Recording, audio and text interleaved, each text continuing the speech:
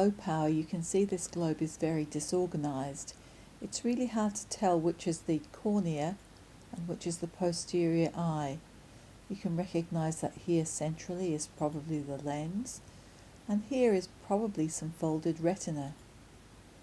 There's some remnants of uvea here and here, and this arc at the top might represent the cornea, or might not. Overall, we can say that this eye looks severely damaged and disorganized. Looking here at the bit that we thought might be the cornea, we can see it actually is the cornea. It's got an epithelial surface at the front, and posteriorly here we can see Descemet's membrane. In between, the cornea has a curious quality to it that's due to air trapped underneath the slide. This slide as a whole has a lot of artifacts in it.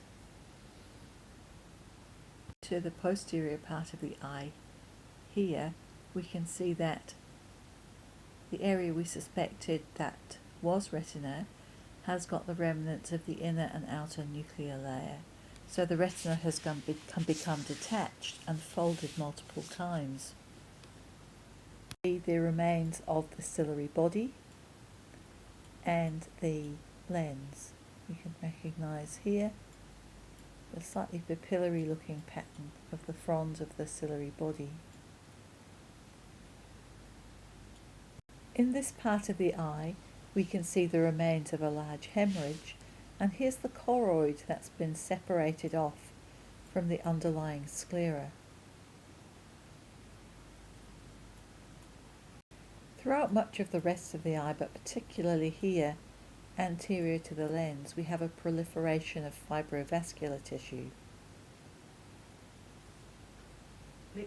So going back to low power, we've confirmed the lens in the middle, a disorganized detached retina here at 5 o'clock with thickened sclera behind it, a large hemorrhage, the remains of the ciliary body, and the choroid which has been separated from the underlying sclera, the anterior chamber with cornea, and a large mass of fibrovascular tissue.